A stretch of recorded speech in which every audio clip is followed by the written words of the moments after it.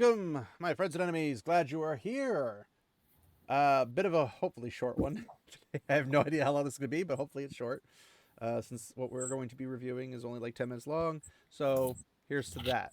I am joined by Sage, as usual, for everyone who is a frequenter of the questioners. You know him. You love him, and you know that he has nothing else going on. So, Sage!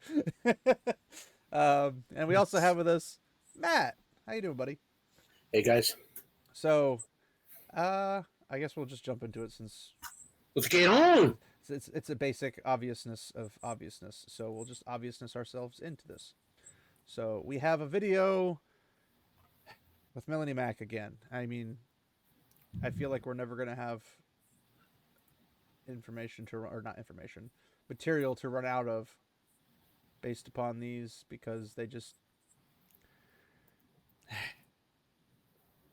it's a lot of hot takes, and I'll have things to comment on this, and you guys I'm sure will have as well, so we'll go ahead and chat with them. So here we go.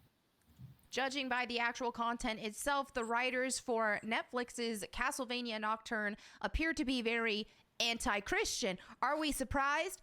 No, but it's a thing. So Why do you think they might be anti-Christian? Just asking you guys ahead of time, preemptively. Why do you think they might be anti-Christian?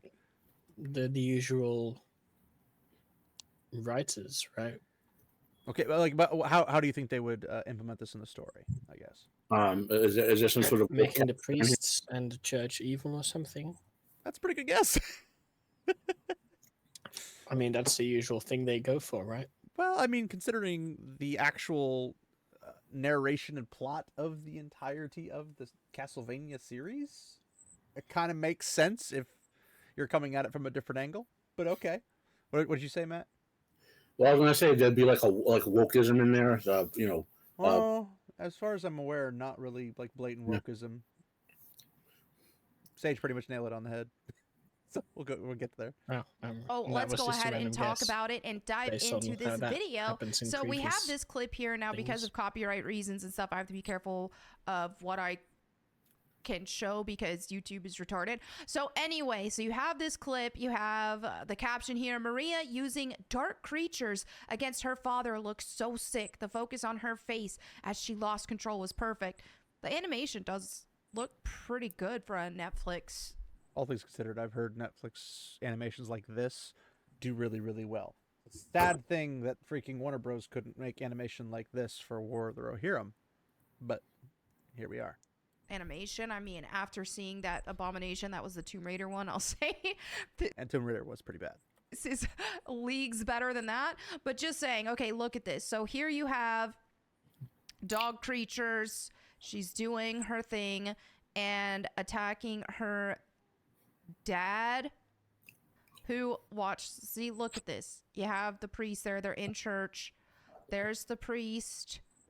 And yeah, these creatures attacking, and let's see if they actually murder him. Well, yeah. It's not murder, guys. They're at war. I guess he is dead. But it's just, the overkill of murder, it just drives me nuts, because it's like, if you have two opposing sides and you're fighting, you cannot murder the other side that you're actively fighting. No, you do. No, you don't. You kill them. Murder implies they're innocent. No, murder. Well, no. Okay. You can't murder a person you're fighting in war. Have you ever read Just War Theory or any St. Thomas Aquinas' modifications for it? It's been a hot minute. I have not. Okay. So to summarize, okay, the justification for a soldier to kill in war is he is defending himself from someone trying to kill him. Okay. What if he's the aggressor? Well, that's when that's when after the war you determine, was the soldier capable of not participating in the war? Meaning, what would have happened? So like a conscript soldier wouldn't be punished the same way like a high-level Nazi would have, because the high-level Nazis usually were rich people who could avoid doing evil things, whereas the conscript soldiers couldn't. So when you're a soldier in war, right, you are following orders, doing your duty, and so forth. And after the fact, presumably, if the just side wins, right, and evil doesn't triumph, okay, then you analyze the losing side and that level of ability to avoid doing the bad thing. You know, so That's a very complex way of saying only when we feel like it.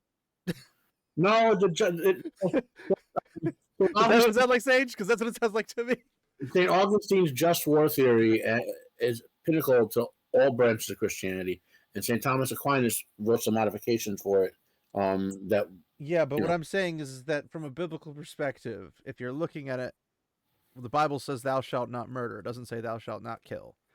And then God has the Israelites go in and take out people, the Canaanites essentially, and then they eventually clash with Moabites, Edomites, Amalekites, well, Amorites. there's two things on that. There's more than God two. can't commit murder. What? God can't commit murder. That's true. And the second thing is, But he can command somebody else to murder? Because that doesn't make sense at all. if God command you to do it, it's not murder. Okay. He owns the universe. He has the right to take it out. Well, yes, he does, but we wouldn't technically. But, But we are part of his property, so to speak. creation, you mean? But yes. Yeah, it's the whole thing about Abraham and slaughtering his son and all that. Remember the Well, whole bit? he didn't slaughter his son, but yes. No, but the fact that he was willing to do what God said is the moral message. You have to do what God says. Well, the moral message is: do you actually trust in God? Yeah, you trust in God and will obey Him, and you have to trust that God will only order you to do moral things. But God would never let him actually kill him. That was that was the secondary method of that entire thing. So there's a lot to it. The point I'm getting at is, yeah. So the second reason, also the first reason God owns essentially can't commit murder. The second reason we just talked about. yeah, but what about the stuff that he doesn't order? Like 90% of David's campaign. Well, the other thing in the Bible, you have to remember the Bible isn't just a moral teaching book; it's a history book. This is true. I agree. You have to be able to distinguish between the history in the Bible and the actual moral rules. Yeah, but God never condemned David's going to war with the kings in the time of kings going to war. He doesn't condemn that of anybody ever. Well, do you know that? Or were you there on the throne of heaven with God? No, we're saying that from the actual historical documentation that is divine inspiration of God. So, and again, just because God doesn't punish you here, and it's not a matter of punishment. We're talking just condemnation of I told you not to do that, and you did it anyway. That's constantly recorded in the scriptures. Well, yeah, he punished man with the flood, right? And don't you remember the whole purpose of what Jesus did? I'm not talking about punishment. I'm talking about condemnation. Condemnation is in like accusing someone of doing something that they were not explicitly supposed to do. Just condemnation. I'm not even talking about any punishment. And God in fire but sent Jesus to essentially sacrifice for that sin. When Samuel condemns Saul, saying it is better to obey than to sacrifice, that's a condemnation because Saul went ahead and did something without waiting for Samuel, which is what he was supposed to do. So when somebody does something that they're not supposed to do, they get condemned for it. When David goes through the whole Bathsheba nonsense and basically has an affair, he is condemned for it. He is also punished, but he is condemned for it. And that's the whole point, is that any other time somebody, especially the godly ones who are on a constant flow of conversation with God through the priests and whatnot, and prophets and other things, they never once are like, don't. Then you also have things like Elijah killing the prophets and priests of Baal. He's like, kill them, just off with them. Like that, there was no, oh, that's murder. No. Killing and murder are often conflated, but killing is not murder every single time, but murder is always killing. Correct. So in that situation, if you're in a war and you have two combatants, now non-combatants is when you apply the murder, but when you're a combatant versus another combatant, you're not considering what? You don't at all. You know how many non-combatants are killed in war all the time? How many they're supposed to and how many they're supposed to. I said if you kill a non-combatant, that would be murder. If you're killing a combatant, that is not murder because they're a combatant.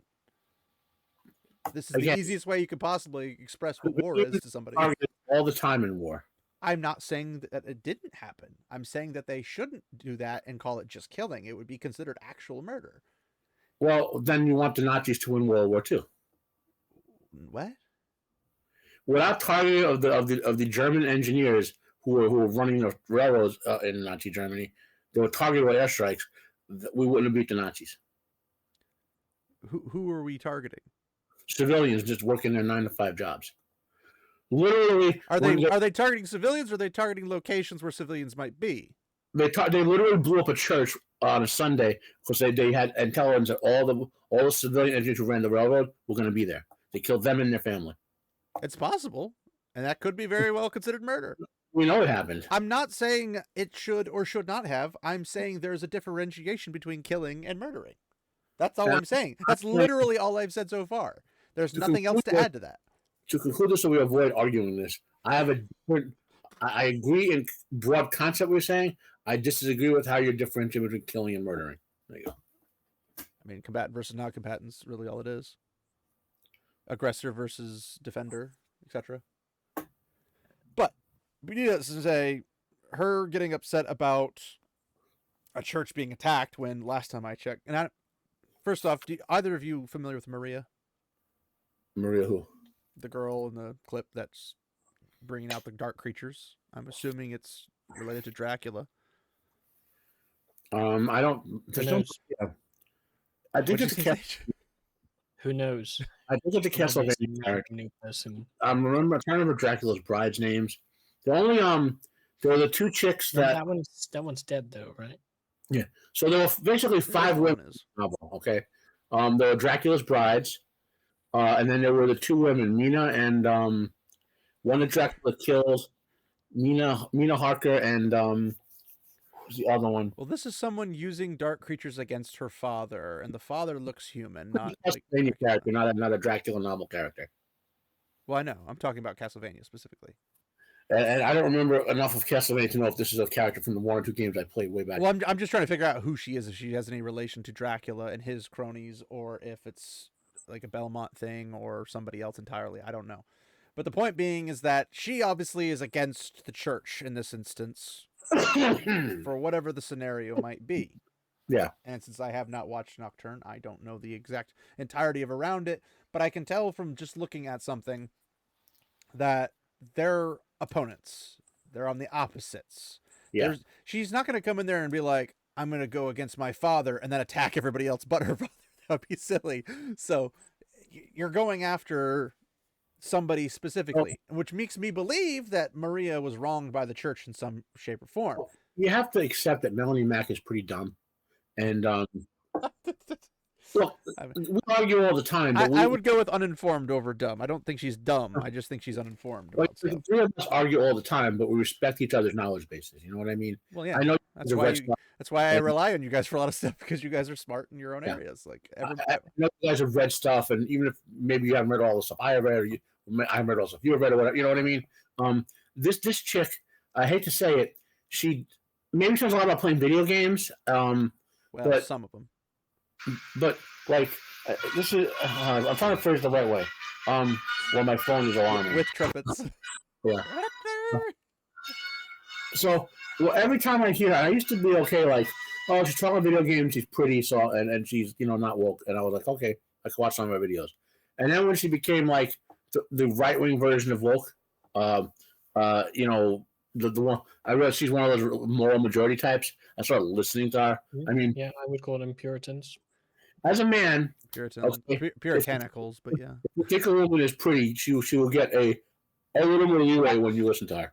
You know what I mean? Well, I think it's called pretty privilege or whatever. But despite that, I think she has the ability to understand things. So I don't think she's dumb. I do think she's uninformed, and if you watch the video I did about her and Razor Fist last week, you'll understand why. Or is it this past week? Yeah. Because she was commenting about Kingdom Come Deliverance, and a lot of the things she said was blatantly ignorant. Like, she didn't even take 5 minutes to go actively research it herself. Yeah. And it's like, you can guesstimate. That's fine. But don't make it a blatant, like, this is the way it is, when it clearly isn't, just due to the fact that somebody else with a bare minimum of research could cover it. And while Razorfist had more knowledge of Kingdom Come Deliverance because he'd actually played the game, she had never played the game. But Razorfist had played the game, but he had his own issues in that regard by jumping to conclusions based off of hearsay without actually looking into things and lining things up and figuring out like what's the grand picture. And that was kind of the big deal I had about the videos, because it was irritating me because they weren't looking at the big picture. They were looking at a corner of it and making entire assumptions about it, which it happens if you don't have all the information. But after weeks of having all the information kind of slowly dribbling in, you can kind of build a whole picture. So that's why you refrain from jumping on it, or you jump on it and say, as far as we know. But they were jumping on it, like making actual like definitive statements like this is going to be woke because there's a gay guy in it, or there's a black person in it, and blah blah blah. And go watch that video. But they have the thing I call woke derangement syndrome, which is like people who are so damaged by woke that they like anytime there's a gay guy or a black guy or whatever, they think it's woke now. I mean, I would say to some extent I'm woke derangement syndrome in a way, because I can kind of see the patterns. Like when a game comes out, I'm just like, that looks a little sketchy. But I'm also not. I don't know whether just seeing the patterns is enough. Well, I'm saying like, I don't look at something and say like these guys. It's about the reaction. Like Razorfist and Melonie Mac loves talking about the bear sex in Baldur's Gate 3, and it was all woke, and it's like, but it wasn't. Baldur's Gate 3 is not woke, despite having a lot of things in it that are not to their liking or to their viewpoint and belief system. But that's the way Dungeons and Dragons is. I'll give you a classic, obvious example of woke derangement syndrome. So, Democrats. So I don't know if you guys follow Doctor Who or not, but there was an episode a while back where it had Isaac Newton in it, and he was played by a guy with Doctor. I've heard about it. I didn't watch it, but I heard about it. People were screaming about this, well, Isaac Newton was white, blah blah blah. And I raised the point. Isaac Newton was English, is the most important part of that, and this actor is half native-born English. And if you're going to say that's not enough, that is more than enough, because everyone is mixed now. There's no pure. But in the time period, he wouldn't be. That's what historicity means. Again, that's like saying, well, we have Anne Boleyn being a black lady, like really, really black, and you're like, well, she's English. Then it's like, but that's not enough. Scottish. She have Afro native-born Scottish blood in her. If she does, I have no problem with her playing Anne Boleyn. Let's be honest. I do, because historicity. That's like saying I have African blood in me, therefore I can play Shaka Zulu. That's don't have African blood. You don't know what I have. I don't even know what I have. It gets down to the little nitty gritty of it. But I don't think that necessarily should be based on blood connection, let's say, but rather how does the appearance fit the actual person? Well, how does the appearance fit the time period in which something was done? Okay. It's nothing to do with the actor being bad at acting or whatever. It has everything to do with, if you're in the time period, you want the time period to match and make sense. You're doing something that's historically accurate, yes. Yeah, it's called historicity. But Doctor Who is not historically accurate. Well, if they're presenting Isaac Newton, Isaac Newton who could fly, is that historically accurate? I don't know. Could he? No. The point is, were you there? Did you see him fly or not fly? If you're doing it, the whole point of Doctor Who is to take historical things and then turn them into like something alien. Well, yeah, they do that, but they had the episode with freaking with Tennant, and David Tennant, and he was playing. He's a Scottish playing an English guy who had to play a Scottish. So he basically played himself on the episode because they were in Scotland, and he had the Queen of Scotland or whatever there, and there's a whole thing going on. But notice that all the Scottish people look like Scottish people, despite there being plenty of other people that are Scottish that have different color skin or different hairstyle or whatever, but they followed it. It's not like the excuse of, well, we're covering a historical moment, but it doesn't matter if it looks historical, because at that point you might as well not call them Isaac Newton, because there's no relevance to the historicity aspect. There's no historicity with Doctor Who. There's none. Zero. If you reference history, there's historicity. No, history is just used as like history is when we try to be true to ideas for episodes. It's not important to this plot than it is. Correct. Well, if it's not important to the plot, then Isaac Newton isn't important to the plot, and you don't need to use his name, and you can use literally anybody else, because it's literally fantasy at this point. It's all anything fictional is fantasy. Yes, but my point is that if you're going to cover it as if it has literally everything to do with it because apparently we need Isaac Newton in the episode. Why do you need Isaac Newton? You could pick literally any random person and it probably would have been better. Of course, they wanted to use Isaac Newton. Okay, so you're using a historical person. Well, you're using a fictional version of a historical person. Well, there's no physical. The name is historical, and what you attach it to is attached to that historicity of that character. That's something you can choose. That's like saying, well, the Isaac Newton we have in ours doesn't know anything about gravity, doesn't know anything about any of this other stuff, and is not a scientist. He's actually a baker, and he doesn't do anything useful. But we're going to call him Isaac Newton. It's just kind of a little weird. Well, if it's fictional, you could do that. Yes, but everything that's made now, based on historical events prior, is technically fictional because it's not 110%, because they might use the wrong rivets in the chainmail. They might not use real chainmail. They might use printed on T-shirts like Rings of Power. But go by their intent, and if they're intending to make something that's a docudrama, if you're intending to use a real historical character, that's an intent.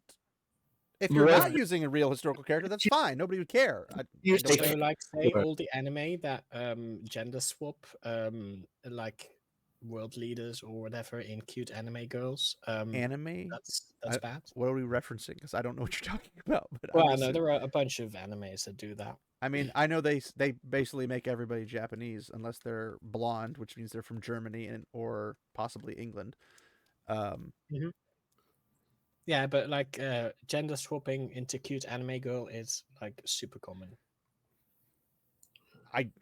Give me an example and I can work with it. But okay, I also don't think that their intention. I don't think their intention is to do anything historical. Okay. Let's go back to. So what if it's 50 years from now and there are no white British people left? Then if they ever did a reenactment at this point, or whatever the point was that they were covering, I'd expect them to do that period. So if you go down 40 years down the road and they go back 40 years to now, and they say we're going to make it look like England, and they had a mixed England, I think that would be fine because England's mixed now. Historically speaking, that would be accurate. If you let's say 100 years from now, everyone in England is darker skinned but still English or whatever, right? Okay. And they did something with Isaac Newton in it, and they had a darker skinned English guy playing him, right? They're still not contending that Isaac Newton was actually darker skinned, because historically Isaac Newton would not be darker skinned. Yes, historically he would not. And so I'd be like, why did you do said thing? What if the people of Zimbabwe want to do a biography of Isaac Newton? They have to pay an English guy to play him. For historicity, yeah. But why would Zimbabwe want to do that? They do have. They have. If you go to, I know this for various reasons. If you go through African societies, they have their own industries where they do history based on Europe and stuff like that. Okay. The first actual outcries about Rings of Prime were in African languages. They were upset that go back and look. Because Amazon released the first Rings of Prime trailers in Africa, thinking they would build up support for it without causing all the upset that we have. And that got it worse. There are Tolkien curious in Africa saying Tolkien said it in a time in Europe when black people weren't there. You know? So yeah. That's them arguing for historicity, because the historicity of Tolkien's work is what he wrote, source material. So the historicity is that. History, it's important to his work. It's a fictional history, yes, but it's still a history that he wrote a specific way. So saying it's historical or it has historicity behind it is to say it's done the same way that he created it. That's what historicity is. True for Tolkien's work. Yes, it wouldn't apply equally to something like Dungeons and Dragons, because Dungeons and Dragons can have black elves. It doesn't matter. Yes, but Doctor Who's borrowing something from another release. If you had a D&D universe that pulled in George Washington and it made him a dwarf with red head, it had a Scottish accent. Of course it would be, Sage. For you. But you couldn't say, oh, that's historically accurate. But you wouldn't be... Because it's not the actual character in the actual place in the actual position. But that's the whole point. They don't say it's historically accurate in Doctor Who. So in Doctor Who, they don't reference his scientific aspects or anything about him, any of his achievements. They probably nothing. Do. Then why? You have But his it's not name, you have historically everything he accurate. did, but the only thing you have different is all of a Because sudden you this want other to thing. have a fun story with a vaguely historical character. Why use a vaguely historical character? Either use a historical character Because or don't. maybe You they could pick a don't. random person. You know, if you do it fully historical, there are no aliens involved. Well, we have no evidence of that, technically speaking. But I would be Fair less offended if they named him somebody else and said he's actually the one, not Isaac Newton, that founded all this stuff. I'd be less offended from that in the fictional story than them trying to present Isaac Newton as somebody who isn't Isaac Newton. Like, we have paintings of Isaac Newton. We know what he looks like. Like, it's historicity. Yep. That's literally all my argument is. It's a historicity aspect. I would want to respect the name. Like, if I wrote a book and I put a Melonie Mac character, I'd want her to be tattooed, long brunette hair, and slim. I would call that black, but sure. That's not black. That's brunette. You clearly don't I ever see think black that's hair. brown. That's literally brown. So I'm looking at your LinkedIn stage. You what? They made Nobunga a girl? Yeah, this is the anime girl thing. Oh my. Clearly, they want the character of Oda Nobunaga, but you know it works better for the story if it's a cute anime girl. So did a high school girl unify Japan? Is that what this anime is about? Yes. Oh God. I'm not seeing what you are posting about this specifically. It's in the private chat. Oh, in private chat. Okay. So for those listening who don't know who Oda Nobunaga is, if you watched or read Shogun, Oda Nobunaga, but yes. um, Oda Nobunaga, yeah. Ooga If- booga. you read Shogun, okay? At the time period when Toranaga in the novels, or Toriyama Ieyasu in the real life character, right? He was Nobunaga's chief lieutenant.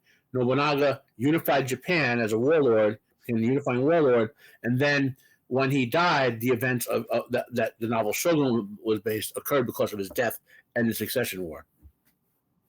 Well, at least she's Japanese. That's accurate. But no, I don't know. I think they do it more because they're aiming at young kids and whatnot. But again, I mean, they have entire But why- genres literally Oh, gender bending. This is not the gender bending part of it. Would but I rather them make Oda Nobunaga actually a Japanese man who does all the Oda Nobunaga? Yes. Did they do that? No.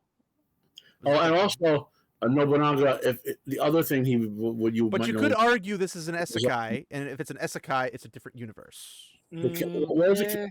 What was the game with the black samurai?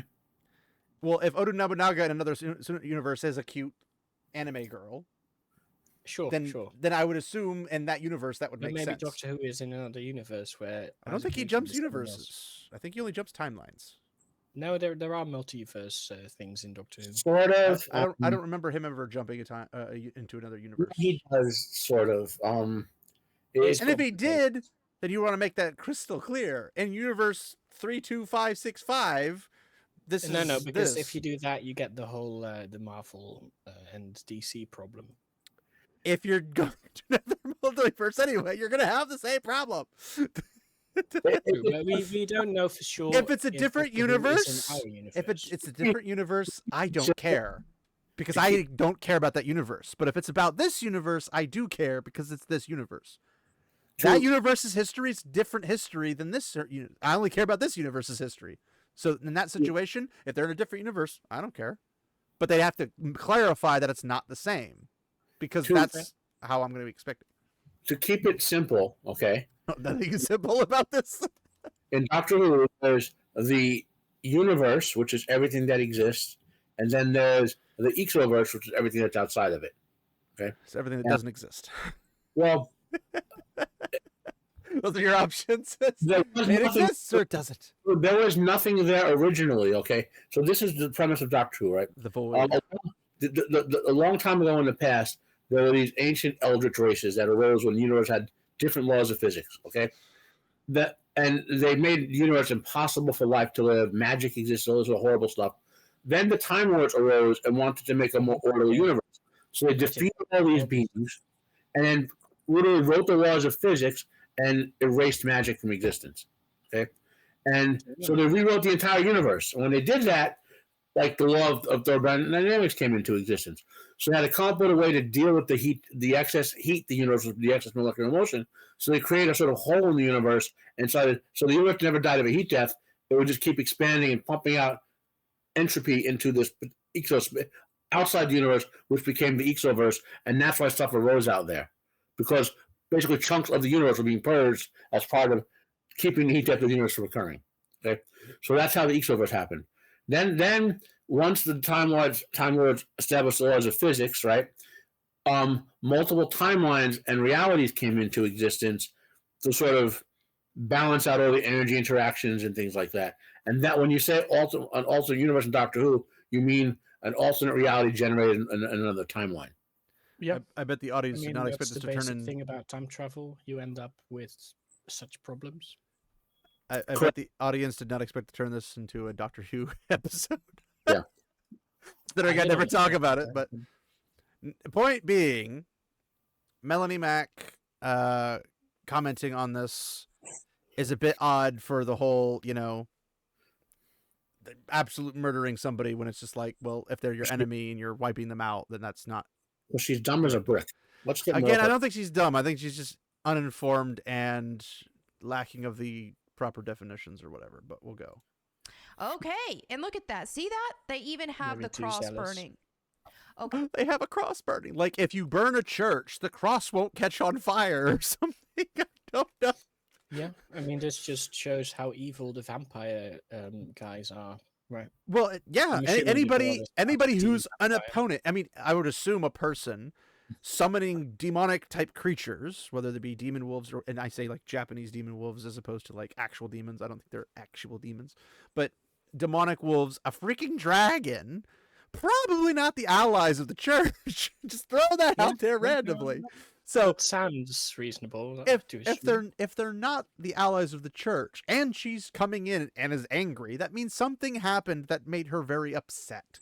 Now, it's not her father necessarily, because he's still standing, as we see in the clip right there, and he's not the target, which means something probably happened, and you can leave a comment below if you know the context of the scene. But something probably happened, and just that was the church's fault. Now, if the church is normally good, which she'll comment on that in a second, but if the church is normally good, you would presume that it was probably a part of the church that did something that wasn't good, or this is a different time period before the church started doing good stuff, or it's the Helsing method, where Helsing you had the Protestants versus the Catholics, and the Catholics loved killing the Protestants, and the Protestants semi-loved killing the Catholics. I can only imagine Melonie Mac's reaction to Helsing. She'd have a meltdown, probably. A brain would ooze out her ears. Yeah, maybe. If it's there. What if they were to do something like this in a mosque, right? Like a Muslim. They would definitely all be killed. If it was a jinn that came in and was pissed off at the Muslims, then I think it would make sense, because the jinns are the enemies to Allah. He clearly has not watched an anime. True, but they Clearly also not. might get some death threats. That's Maybe, sure. That's because Islam's notoriously violent, but that's a different story. But my point is like, well, what if they did this about? This isn't even real life. It's a pixelated story. I mean, we already know cartoons piss off Muslims, but that's a different story. true. The Yeah. mosque. There's Let's no not actually way. talk about it. There's no way. This- Castlevania is not based in Muslim territory. Well, that It's- depends on the time period. Well, the time period which Dracula was there, yes. That actually was him resisting the Islamic invasion. The Ottomans, yes. But I'm talking like in terms of the territory he's in is not actively a Muslim-owned territory. Mhm. It's resisting, Fair, sure. sure. But you could say the same thing about the Crusades. It's like, Europe is not owned by, the Muslims. So if Well, the church burned out, it's not. Nowadays, Well, now maybe, but that's a different story. I said the Crusades, the time period. Come on, Sage, work with me. There's no way they would do something like that. The symbolism, everything. Oh man, and they want to show him burnt to a charm, man. the Because he got symbolism hit of by evil fire. guys That's what attacking happened. The church. This is how lost like I don't know what happened to her. If maybe she went to one of those churches where they like convince her that I'm betting it's a Pentecostal. Honestly, is my bet. Pentecostal or Yeah, charismatic. those guys seem crazy. So Pentecostal or charismatic is my guess because she takes zealousness well beyond piety. Like she goes way hardcore. Like the little things will send her off. the moment someone from a religious perspective, like, and I don't mean that they like, well, regardless of religion, if you want to talk that a novel is morally bad, that's free speech, right? But the moment you interpret fiction as being an attack on your religion or whatever, like, and it's fiction. It's not like there's fictions intended to be attack on religion, okay? But this is not that, and you can't differentiate between this and that. The moment you do it, like this tells me she's been brainwashed, or she's stupid, or she's both. It's this silliness of being like, because I mean I've talked to people who are like I don't know what brainwashing can happen to even the most intelligent people. this is true, but I mean that's why it's called brainwashing, not brain dumbing or whatever. Well, But, that's what Some ideas, right, are just so stupid only an intellectual can entertain them. that explains a lot about you, Sage. But anyway, anyway, like that I know people who are like, I don't know what denomination they're in, but like if you try to explain to them that the Bible does not support flat Earth, they lose their minds, and it's like, well, it says here in the Bible this. But, I'm like, but the four corners, how can it be without? but there's a firmament, and I'm like, yes, but how do you explain a firmament or four corners of the earth to a person who doesn't know what those are from a modern perspective? And then some things they understand scientific stuff better than we did for the longest time. the best. To be fair, though, I guess a firmament doesn't necessarily have to be non-spherical. It doesn't have to be solid either. So the best way to build a flat earther's mind, and if you haven't done physics, you might not appreciate this. So I don't know if you'll get this. I know Sage will. Say, he's like, what do you mean? Hell yeah. Sage will. You tell the flat earther, well, you're right. The universe is entirely flat, but in 4 dimensions, except where stars are. You know. So you say, so you won your argument. The earth is flat, but you're still wrong. The earth is flat in a spherical manner. It's flat in 4 dimensions. It's flat in a circle. But yeah. But yeah, It's a bit more complicated, but let's go. Yeah, what I'm saying, they can't comprehend like there's a basic truth to what I said, but there's nuance to it, obviously. Well, yeah. I mean, it's taking an argument to its sarcastic conclusion, which I'm all for. I love sarcastic arguments. I don't mean to derail, but this is funny. So way back in the day when I was going, like the first college I attended was Stevens Tech, which is a very good like science engineering school, and before I got sick, you know, and I was taking a taxi home from Stevens to my for Sunday dinner at my grandpa's house or whatever, right?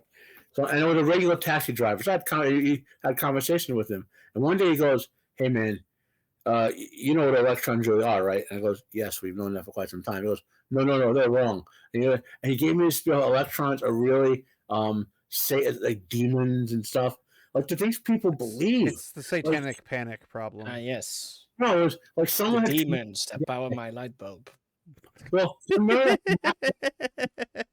whole thing came from the concept of Maxwell's demon. Yeah, and like the whole like electromagnetism and all that. So some crazy like took that little bit of terminology use, right, and made electrons are imprisoned demons and stuff. Like, and I'm listening to this guy. I'm like, this is my first exposure. To be fair, though, that would be an absolutely fantastic fantasy Yeah, idea. yeah. Yeah. You know, but I mean, even if you take something like that, because I kind of keep us on schedule because we're behind schedule. But here's the kid the butt of the joke, so to speak, or whatever. And you know what the proof is? When you split an atom, the electrons get out. Look at the gigantic hellish explosions. And I'm like doing this in the taxi. I'm literally on my head in the taxi like this, like my brain is trying to avoid absorbing this. I'm like 20 years old at the time because I'm like how could someone put that together? And now we get Melonie Mac, right? Melonie Mac. Like there are certain people who it's like their brain's missing chunks of information, and they can't recognize it. Well, so I think the term is like active avoidance of any information that they might not agree with, Or No, if confirmation bias, perhaps. not too, but I mean also like the effort to do research. I don't know how much she knows about Castlevania. She probably knows more about it than I do. But in terms of the aspects of the relationship between the church and vampires, it's pretty well established. So even if you don't know anything about the actual Castlevania story, you can go on the limb and say, I bet the vampires aren't on the side of the church in normal situations. The Hellsing manga and anime are the exception. And it's only on the Protestant side. It's not on it's not on the Catholic side. But it's like that story explicitly is one way.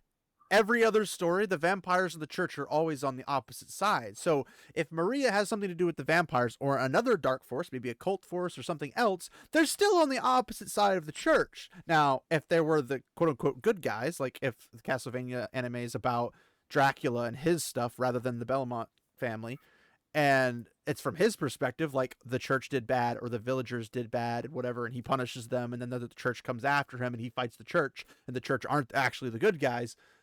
I mean, how many animes are the church the bad guys in, Sage, when it comes to like isekais and stuff? Like super many. All the time. But I don't ever hear her talk about that. Because it's only in this particular instance. No, to be fair, there are a decent one, number of ones where it's well, sometimes they are good. But 70% is bad. But there's a lot of them where they are bad. Because it's the abuse of authority, it's the taking of something. The ones I've seen. No, so historically speaking, the reason you'll see a lot of negative depictions of the church in Asian fiction, because of the way the Spanish and the Portuguese tried to force people to convert. Those guys were crazy. That's true. Yeah. But, you know, positively, we got like sole trading rights from that whole thing. So for the death of thousands of people, we got trading rights at least. No. It's because they got kicked out, and then we were the only ones who were allowed to trade. The benefit of becoming Christian is better because many of the religions are wiped out, human sacrifice, and all that sort of shit. So if it's actually Christianity, but that's arguable in the historical aspects. About it was, again, side discussion. I'll keep it brief. If you read the novel Shogun, this is what the novel is largely about. Okay, yeah. While these sort of privateers and pirates were trying to open up the Japan for trade goods, the Catholic Church came behind them and attempted to convert the Japanese, and there was brutality and stuff. It's interesting. I mean, just read Shogun. That's what I tell people. Just go read Shogun. Let's continue. Like to even have the cross burning too. Yikes. Like, oh, no. It's the greatest sin. Like, I could understand if somebody's actively doing it in like a protest or something and being like, that's what the Satanics you would probably expect. That's what the KKK would do. Like all the bad juju groups. But to be like, bad guys doing bad stuff. How could they do such a thing? Like as if a church or a priest is impervious to harm. Like that's a ridiculous point or base to take. So like, why would you argue that? My shorthand for that is I would do this when someone calls, oh my god, the villain did villainous things. I know. That's the other thing. It's just like there's a villain. And the good guys, allegedly in her eyes, is the church. And if that's the case, if they are the good guys, bad things still happen to good guys. That's normal. Welcome to story writing. Yeah. So here we have some comments here talking about that. We have Finrir, the Ice Wolf, who says, I'm so tired of this anti-God doesn't exist or is the real villain bullcrap done by a bunch of adult children who can't get over the fact that their parents woke them up early to go to Sunday Mass. So demons and Satan are good because rebellion and crap. It's because edgelord slop. It's been done to death. That's the thing too, is there's so many people who, when it comes to a bunch of like these liberal young adults especially. This doesn't have anything to do with any political party. It doesn't have anything with any view stance of society or anything. It literally is just storytelling. Evil guy attacks church. Wow. Girl, yes. That's it. How dare you assume their gender incorrectly? But what? I mean, it's just like guy is actually gender neutral. unless it's an actual guy, and then it's not gender neutral. Well, it depends on the and context. I do believe that Maria is not gender neutral. So there you go. You did it again. But the point being is that if storytelling can't happen without somebody being labeled a liberal, a conservative, a left or a right, a woke or an anti-woke, or whatever the case might be, how can we possibly have stories? Because then we're going to get literal schlop.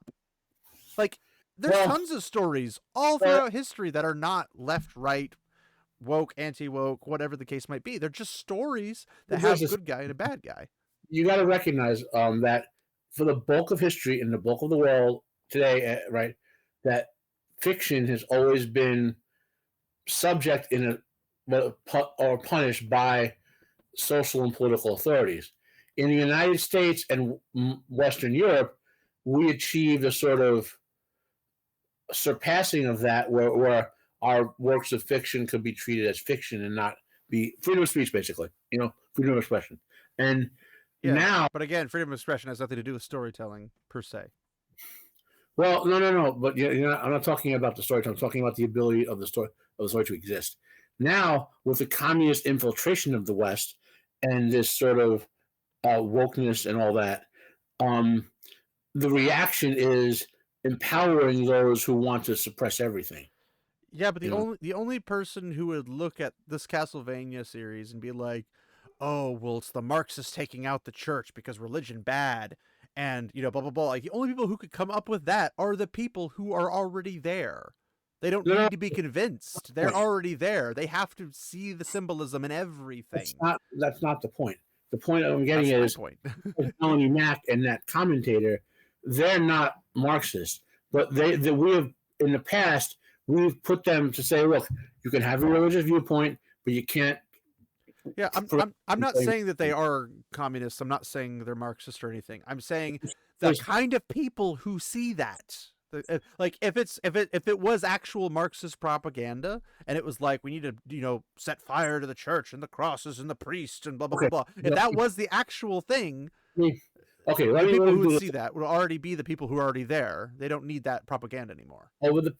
From basically the 1900s, let's say, we put into place laws and rulings that kept the right-wing moral majorities from suppressing content. Okay, freedom of speech, freedom of expression. Right now, the Marxists came in use our tolerance and got in the door, took power in institutions, and exploited that to continue to suppress that side, but then are now trying to change the laws and such so that this viewpoint thing that freedom of speech is a bad thing now. Well, I'm reading the comments here, and it says, thought he would be saved somehow, but in short, he's basically 50% of all the bad things that happen in the show. So all the evil stuff that happened in the show is this priest's fault, apparently, according to the comments that I can see.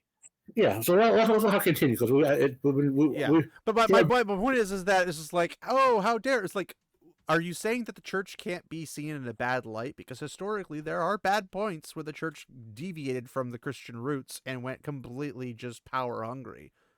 They're the bad guys in several instances. They burn people at the stake. That's not Christian doctrine in shape or form. So it's just like, why are we defending every single thing? Because if she had seen it, which I thought she said she did, or maybe she watched I think she said you watched 30 minutes of it. Well, if you watched 30 minutes and you didn't get any of this context, you never actually saw this clip because it's in another episode or something. If a priest does something bad, she's going to say, well, he's possessed by a demon. I thought priests couldn't be possessed by demons. That was they could. Anyone could be possessed. Well, technically, Christians aren't supposed to be able to, but yes, that's a different story. And it happens. The whole rebellious phase happens to a lot of people. I grew up in a Christian household. I went through a rebellious phase, so there is hope for these people. I wouldn't say I would be going this far, but I did go through. I wouldn't go this far and tell a story with bad guys because what? Like, you wouldn't go this far to have a protagonist and an antagonist? Or maybe an antagonist that is the protagonist? probably the best way to signify to a Christian audience that these are really bad guys. Right? Well, and that depends on, because again, I haven't seen it. I don't think any of us have actually seen this particular part of the series of Castlevania Nocturne. I think Sage has seen the original Castlevania from Netflix, but not the Nocturne one. Mm-hmm. Maria could be the bad guy, but from the comments, it seems to conclude that the priest has done half of all the bad stuff in it so far. Even if she's the good guy or the bad guy, or they're both bad guys just fighting over bad guy stuff, the point is it's fiction. You can tell it's just a story in a setting with characters. That's literally it. Melonie dumbass over there doesn't understand, is no longer capable of understanding that fictitious things happen in fiction. I mean, I'm shocked, I tell you. Fictitious stuff doing fictitious. Next you'll be telling me nonfiction is real.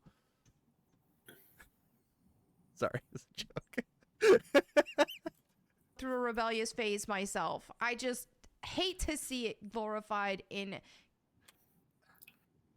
It's not real. It never happened. An animation like this. Just saying. I came back to my faith. Let's pray that the people who, if that's the case with them, that they find Jesus as well, or return to their faith, that's what happened. But here's the thing: is a lot. What if it's a Japanese studio, like did everything? Be like, Who knows? You mean return to their Buddhist roots or something? What exactly are they supposed to return to? Because you're basically making the assumption that they have to be American or have to be European or whatever. They had to have been Christian at some point, and then they walked away, and now they have to be called back. Like, that's our viewpoint. Is that it's like Christians and demons, basically, which is not accurate, but okay, sure. A lot of people try to claim religious trauma. I'm not going to say that. I don't know. She sounds like she's claiming religious trauma right now. That there isn't any trauma that happens, or that there isn't any bad apples within the church, or I mean, look at like the Catholic Church, for example, priests that have done unspeakable things, right, to young boys, and that it's always that. It's never like the actual history of the church where they did much worse things, like actually murdering people, rounding people up because they disagreed with them, and then just like chop their heads off. That's what. Actually, could this particular scene be from season 1? It just says Nocturne. Yeah, no, but I think I vaguely recall seeing this before, but I don't know. She says it's from the Nocturne. I don't know. I would assume so because it came out in January. Like this stuff came out in January. I don't know why they'd be posting a clip from something that came out years ago. So my assumption is it's new. That's something that they need to be absolutely punished to the harshest degree for, and should not be in the church. They need, punished for that. But if they're being punished, they'd be punished by the church and then authorities. This is neither of those things. It's a character that has a problem with somebody doing evil stuff and comes in as neither the state nor the church and is punishing. It's like a vigilante. But she can't recognize that the church could be bad here. Well, she's saying could. But she's saying it like, well, there'd be punishment. But she's like, well, not burning crosses, not burning a priest. Okay, let me start this way. She can't recognize that this fiction could have that because she thinks that it's bad. In other words, depicting the church doing something in fiction is a bad thing, is what she's saying. Right? But that's a thing. But the thing is here is, while that does happen, there are a lot of people who try to claim that, oh, I'm church hurt. Oh, the church was mean to me. And how was the church mean? None of this is relevant to the story she's talking about anyway. To them, the church just told them the truth, right? The church told them what the Bible says. People in the church can be evil, of course. Don't be an alcoholic, or don't have premarital sex. See, she's being like, oh, these people are just angry because the Bible tells them not to do this stuff. And it's like, well, actually, it says these things are bad and you shouldn't do them. But it doesn't say it the way she says it. But she takes it to the extreme. Mm-hmm. Like, I wouldn't call Melonie Mac very loving. I don't know if you guys watch much of her stuff, but she doesn't come across as loving. She comes I haven't across really as watched too much. well. Go watch some random clips of I've her or seen something. She doesn't come across as pop up every loving, now and and I'm then not in saying other it's videos. all love and that's all that there is. Do not misunderstand me in that regard. But she takes the extreme stance of the go and sin no more rather than the actual practical of go and sin no more, which is I disagree with what you're doing. You shouldn't be doing it, but I'm not going to force you to change from doing it. I want you to actively choose to change it because that's the only way you can have sincerity. She's just like, no, go and sin no more was not a suggestion. I was just like, well, it's a bit of a hot take, but okay. Sex and they feel traumatized. Don't be gay, that kind of thing. That is an abomination to God. And then they are upset about that because they want to live for their flesh instead of for Jesus Christ. So they If they're not Christian, of course they won't, because they're not Christian. That's kind of how that works. want to act like that's church hurt or that's church abuse to tell them, hey, this. And the other thing is that from a Christian doctrine perspective, we're not supposed to judge non-Christian people for doing non-Christian stuff because they haven't accepted it. So you can't hold them to the standard that you would hold a Christian to, but you are supposed to judge the things they're doing, but not the person, because we have no judgment we can cast upon them because only God can do that. But you're allowed to judge the other Christians if they are doing something they're not supposed to be doing. It's a very weird stance to take in this regard because she's trying to condemn everybody, but even Jesus didn't do that. So that's the awkward part. This is what the Bible says. Is it though? I mean, the Bible is truth, whether you like it or not. That's true.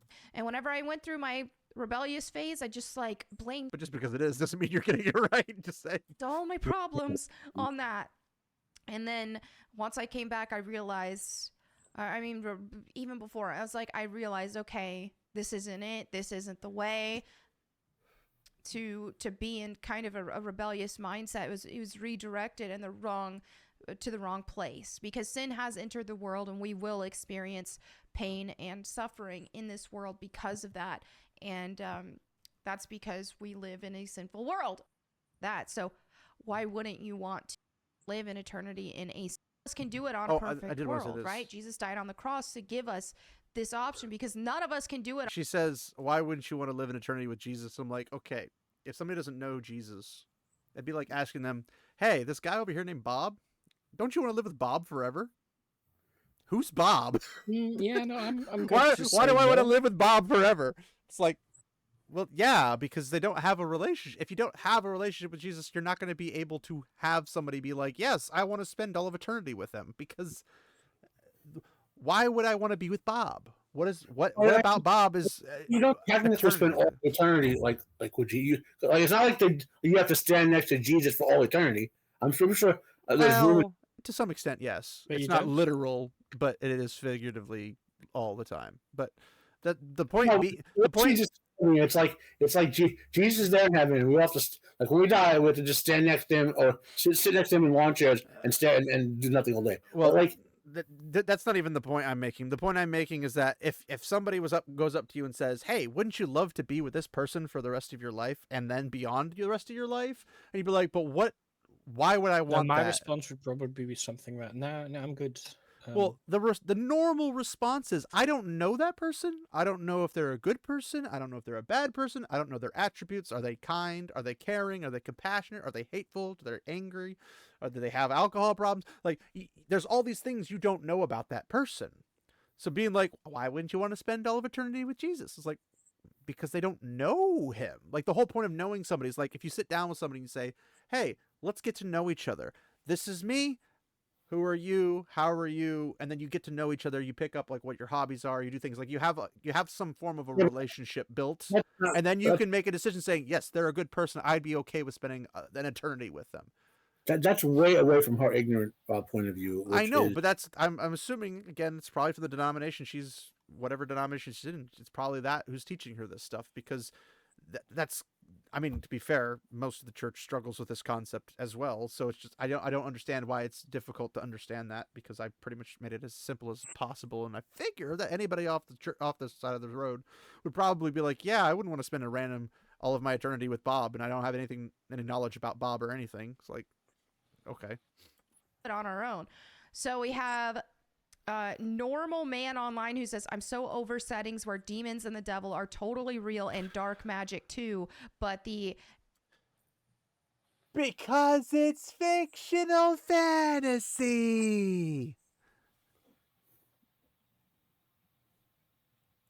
That's just what it is. Like, it doesn't get any simpler than this. It's quite literally. Okay, if you have a D&D world, be like, but there's no Abrahamic is quite God. Well, unrealistic, yes, it's a different though, universe with that's- different gods and everything, and you base everything that off the of those. priest didn't individual gods. go full radiant magic on the demons. Wielding a mace. Like, Yes. it's not a D&D world where you have to deal with Tiamat. Tiamat's not real. Tiamat can't hurt you.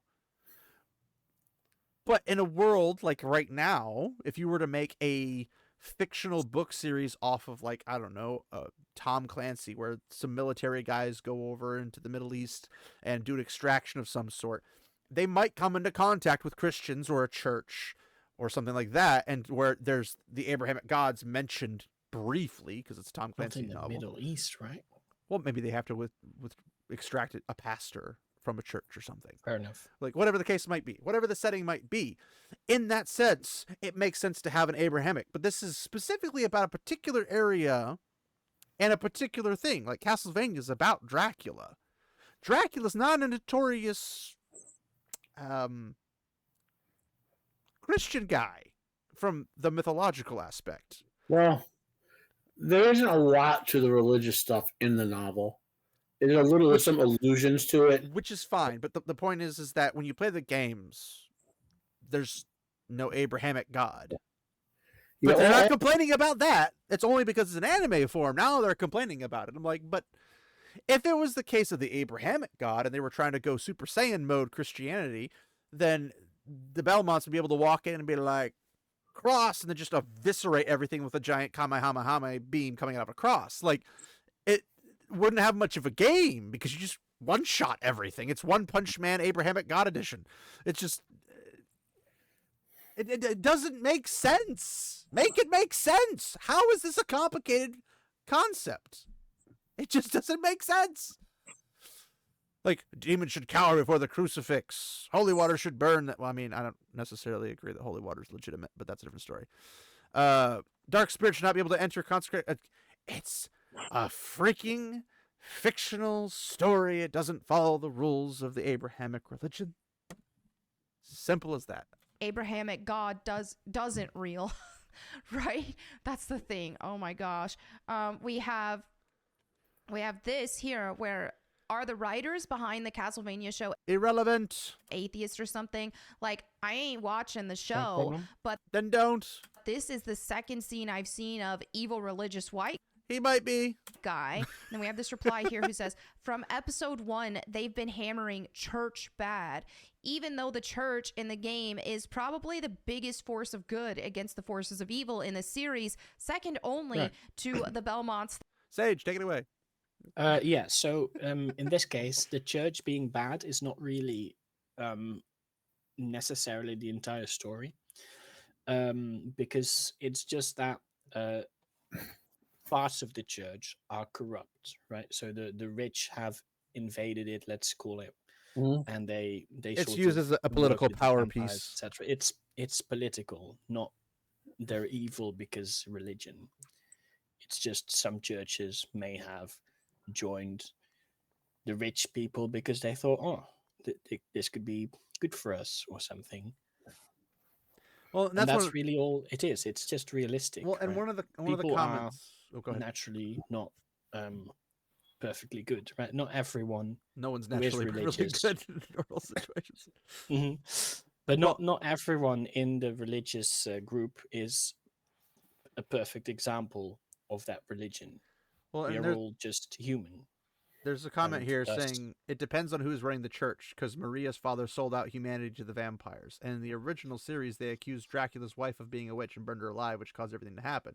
And then the comment afterwards yeah. is, the church didn't kill Lisa in the games. She was killed by an angry mob of fanatics, Yeah. allegedly Christians, who saw her medicine as witchcraft. But the church itself had nothing to do with it. Well, except that those are the people that are telling them that's what witchcraft is.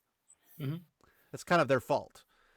And it wouldn't But make sense that's if they not did, because the church had already They're trained warriors and evil, magic to it's fight just monsters. They think witches do magic. Magic is bad. This person could Yes, be a but witch. they're training warriors like the Belmonts in magic. Mhm. So it's like Yeah. that's contradiction, which might be the case, but the church has been contradictory Maybe. in a lot of situations in a lot of different ways, historically speaking. So Maybe anybody it's who's they familiar with thought church this might be history, a different type of magic that's evil. Well, again, radiant magic, yeah. Yeah, radiant magic is good, right? But Yeah. like void magic. only when it's on the not other hand- smiting you. Exorcism in the real world. Priest goes, flame strike! And the demons go, what the fuck? Sure. themselves. Everything about this series is a bastardization of the source. She said about That could be true. I don't know And- the source And it's material. possible, but even if it is a bastardization of the original source material, if it's in the contains of its own self-created source material, like utilizing the names, but the story itself is its own creation, and in that story it's consistent, then it's consistent. Mhm. And then that's I all mean, that would need I for thought that the first aspect. bit was quite good actually. I don't know how it will go moving forwards. Probably not great, but at least season 1, 2, those were pretty good. Maybe they are. I Story-wise, have that not is, watched them, right? so source material. And we see this so much. This is also with the Tomb Raider Netflix animation.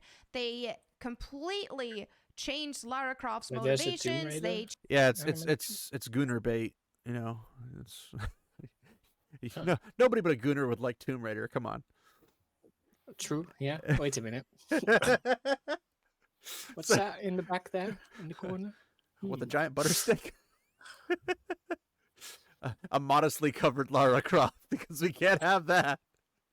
No, it's not Gooner bait. No, just don't believe your lying eyes. change. Lara Croft is now no longer an actual Tomb Raider. She's a restorer of artifacts now, because the whole And in the I mean, that confines, is an annoying change. it is annoying. But if that's the new source material they have for Lara Croft, I mean, yeah, then okay, is it but as at least consistent?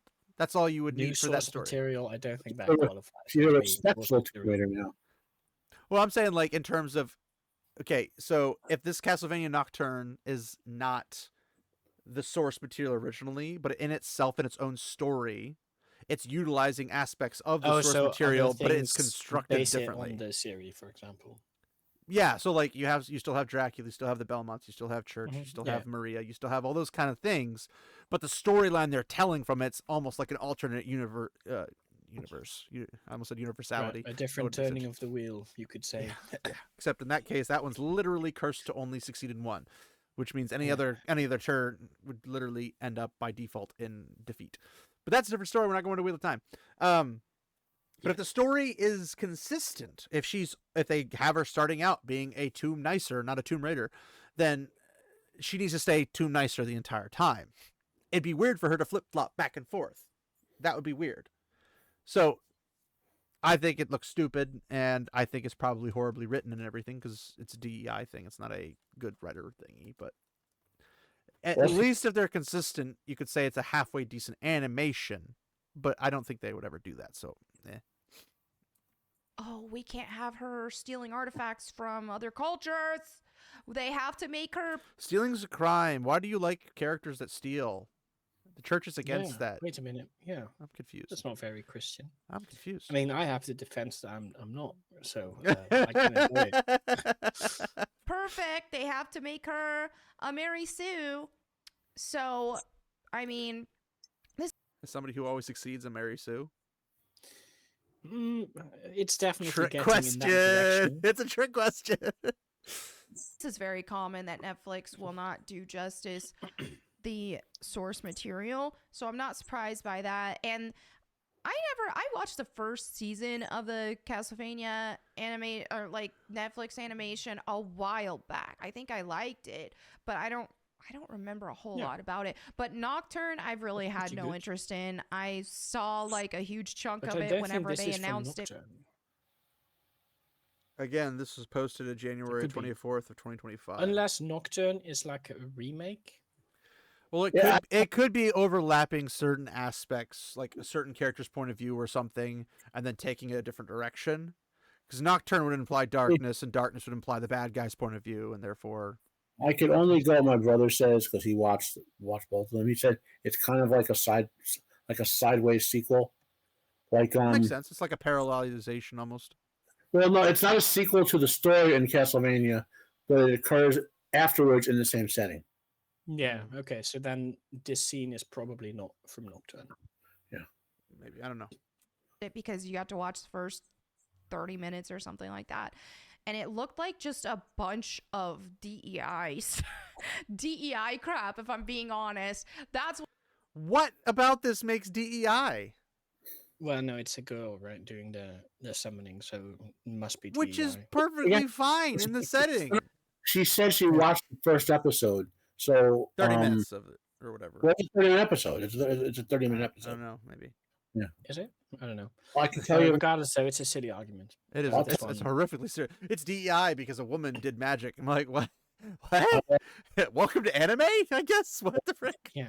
I have the first season because my brother watched it. What it looked like. So this definitely. Yeah, that's the thing is when it comes to these kind of settings with vampires, with demons and things like that, it's one of the... I'd hate for her to ever play The Witcher 3 because she'd have a freaking... Oh, she'd have apoplexy the first 10 seconds of the game. There's a griffin in this! Ah, griffins are demonic!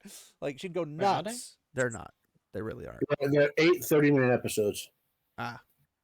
Yeah, but like no, because in my Kingdom Come Deliverance one, Razor Fist brought up Witcher 3 and said you should play that too, and I was like, please don't. you're gonna not be happy with it. Fascinating things with these kind of universes is how they use the church, like the cross, for example, or holy water, things like that you can use those to fight vampires. Or that's vampire lore. Of course you can use those things. Stake through the heart, all that stuff literally is vampire lore. Imagine using vampire lore in a vampire setting. Wait a minute. I think that's illegal. It must be, at least in the EU, but demons or demonic creatures, and that's really cool, honestly. Yeah, that's why Hungary doesn't really demonic creatures are really cool. What? So you can really, even in fictional universes like this, to be fair, the aesthetic is pretty awesome for monsters. Yeah, they are. Use church symbolisms, things like that, in a really cool way that doesn't disrespect. Yeah, don't ever watch Hellsing. Oh my gosh, she'd have apoplexy. Considering the first vampire that they come into contact from that aspect is a priest in an abandoned church. She'd have a... Oh, goodness. Right? And so in this case, this just seems very blatant that this... It's not. Is some like Reddit edgelord atheism crap. Possible, but probably not. Where it's just like they want to take out their anger against the church, against... Or it's a story, then that's part of the story. Against God, and that's how they do it. And people are like, yeah, they're checked out of this. Cool story, bro. You can be checked out of it. Also, the second time... What is this with this new culture thing where everybody has to like everything? Like, if I don't like it, then it's not good. It's like, it doesn't have to be whether you like it or not. There's plenty of things I don't like that are good. Like, they can be well made. They can have all the proper stuff. But there's also things that I don't like that are not well made and that don't have the right stuff.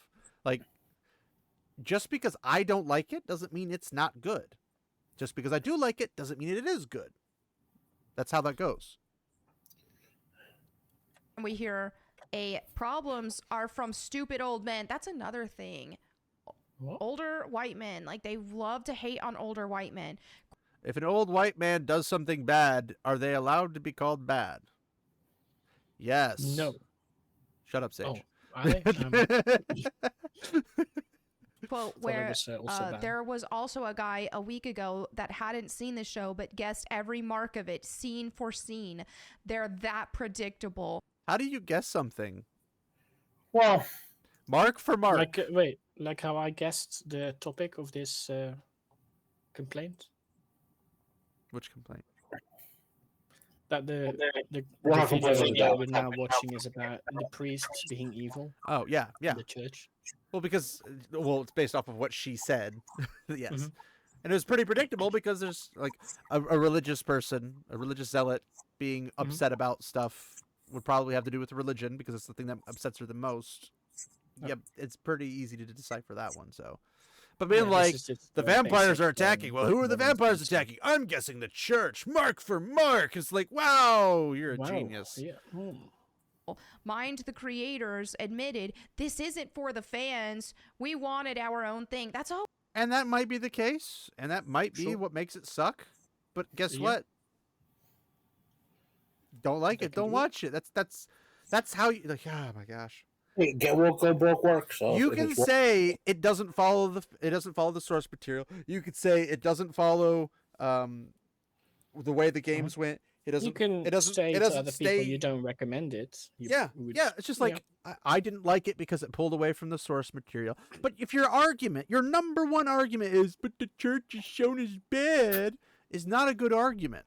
That's a terrible argument because in some situations the church is bad. Mhm. Like even the modern day church admits that there were bad points in history, so you can't use that as a deflective. Yeah. Goodness. Always that. Then why don't you make But your they say own the thing? Crusades, Because they're though, right? creatively bankrupt. So I agree with that. A lot of them are creatively bankrupt. I mean, this is just a disrespect to the fans of Castlevania, and of course, a disrespect to God. And Okay, disrespect to the fans, good argument. Disrespect to God, bad argument. and the church, which Christ loves the church. So, yeah, not about this, but I mean, So that's the thing is Oh, Hollywood and a lot of our mainstream like we media got ourselves has a been very degenerate here. anti-Christian for a long time. If you look at the Look at that things degenerate, that go on buttery in Hollywood, degeneracy. the music industry, this and that we probably don't even know that much about, right? How dare There she are some very have demonic statue and terrible of Lara activities going on within that. Yeah, this is pure satanic panic bait. This is, Mhm. the Pokemons, they're just demons, little cute demons that hide in your pockets, and they come out and Wait, are they? they No, that's suck, not true. They, they- don't have the demon type. they suck your child into demonicism, and then your kid's soul will be sucked out of them, and they'll be just the husk of who they really were, because some pastor said it somewhere because he didn't know what freaking anime was. Hey, let's battle. Satan, man, I choose you. Well, I combat with Michael the Archangel. Suck it. Which type would work well against demon type? I'm pretty sure there's a there's a Christian So- card game that's basically the opposite, and it's called Redemption. It's actually pretty nifty, Hmm, but interesting. it's guess literally fairy just could work, right? biblical trading card game. It's actually kind of funny, but they have like an entire. They took some of the images from a Christian graphic novel, like a comic graphic novel. And they look pretty kind of boss, but Maybe the normal type is good against demons. because the demons can't hurt them. So, yeah, Yeah, the rest of it's not really relevant. It's just her waxing religion eloquently or something of that nature. But yeah, I could not believe myself when I watched this because I listened to it just a couple hours ago and I was just like, But she's been like, I don't know what happened to her. I mean, I'm not saying she wasn't Christian, like whatever. she was fine, and then she just kind of went like hardcore swerving, and I Yeah. I don't understand why that came out of nowhere. I don't either. And but I'm guessing somebody from her church came out and says, "You're not being zealous enough. You need to beat people with an actual Bible. Put it on a Well, she- freaking two-hander It and could also warhammer it." be like when she hard said- counter reaction against She'd rather- seeing. she's stuff. rather Some people would go a bit too far in that. when she basically said she'd rather like the MAGA coalition lose because they were inviting people like who weren't hardcore Christians in. I was like done with her. I was like, Shocking! The Republican Party is not full of Christians. Who knew? But like, it's But this. I've been hearing that they're evil religious zealots though.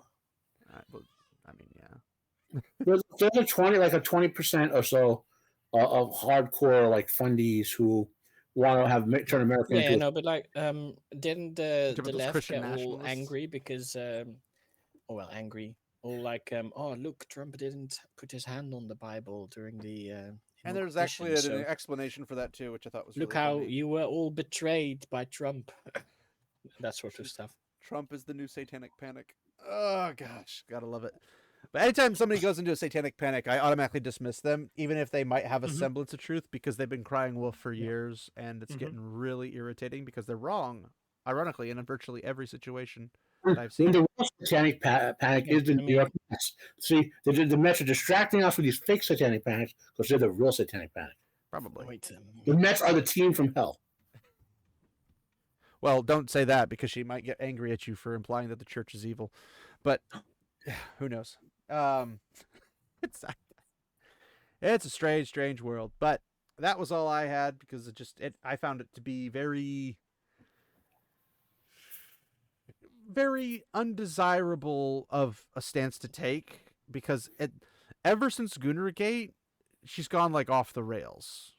And others like her have also gone off the rails because assuming a woman is attractive because people like to watch attractive characters, whether it be a man or a woman, they'd rather watch attractive ones than unattractive ones.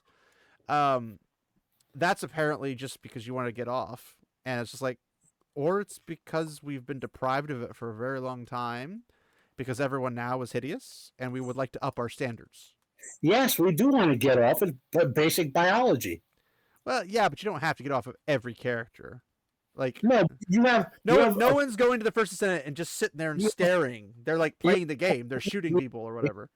part of your DNA and therefore neurological structure, which wants to see sex, basically. See, and you have to control that as an adult. That's why it's You called have to- restraint. Yeah, but you can't deny nature. If some hot chick walks in a parlor in a bikini, says hello, and walks out, I'm going to look at her, and it's just the way it is. You know. Well, the best part is when the hot girl in the bikini walks up and gets mad at you for looking at her. It's like, you walked in public with that. That's your fault. Yeah. It's like, it's one thing for somebody to walk into her house where she's wearing it. That's one thing.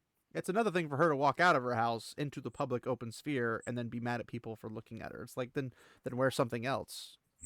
Or him. Like if I was a chick or a gay guy, and a guy walked in a guykini, whatever you call it, a male bathing suit. The banana hammock. The point is, women have that too. They just don't talk about it as much. But they are much more leery. Yeah. So, anyway, that's all I had really because it's getting out of hand. It's driving me nuts. Meh. No. But yeah. So, well, The lesson of this video is Melonie Mac is dumb. again, I don't think she's dumb. I just think she's uninformed, or misinformed, or both. And she doesn't. I was She doesn't smarter. really think about certain aspects. And yes, I- there's always somebody smarter than somebody else. So I that's not think what I'm all three of us were smarter than her by the time we were 4. I mean, I was pretty Well, smart I as a wouldn't say 4-year-old. that. Yeah. But yeah, I was also pretty smart back then. No, you became a physicist. You're not that smart. But- No, that's not smart. Lies. They've been lying to you in school the whole time. Anyway, Anyway, was smart, but Yeah, then you're the, saying the Earth is flat? the physics is eroding his you brain. are. Anyway, we'll go ahead and call it there. Guys, if you enjoyed the content, even though it's not the greatest content because it's not that and living or whatever, go ahead, like, comment, subscribe. If you absolutely hate the content, go ahead and comment. We love hearing those too. Short video. Say what? For us, this was a short video. Yeah, it would have been even shorter if we cut out all the extra commentary, Matt. But anyway, yeah. So if you guys want to leave a comment, like, share, any of that type of stuff, subscribe. Or if Great. you want to talk about something, I'll put a link to it. That too. If you want to hear about something specific, give us a holler and we'll take a gander at it or something. So, that'll be it for now. I think we have Sage. You don't do anything. Matt, you got any type of stuff coming up? Well, it'll be after the fact with this show. Obviously, this isn't posted the weekend, but from right now on Thursday, I'm doing a live stream on Roman Empire's channel. We're talking about a bunch of random topics tonight. We just did the last 3 weeks reviewing the Riddick movies. So go Oh, back in time and watch that thing because they won't get this video yet. So And on Wednesday nights at 10 p.m. Eastern Standard Time, I do a show. I'm on a wrestling show called Wednesday Nights Overbooked on Joker Voices channel. cool beans. Yeah. And I am myself, and I am here. So you'll see me Nice. around possibly. And I'm Whenever. gainfully employed. And gainfully employed or ungainfully employed? Gainfully unemployed. Gainfully unemployed. There we go. Yes. Which means you can see more of him somewhere. Probably his own channel. I don't know. But thanks everybody for hanging out. We'll be doing more content hopefully. Schedule's about to get freaking funky, so we're about to figure out how to do those stuff work because my job's about to go all over the place. So we'll figure something out and go from there. So thanks everybody for hanging out, and remember, my friends, walk in the light. Farewell. Bye-bye.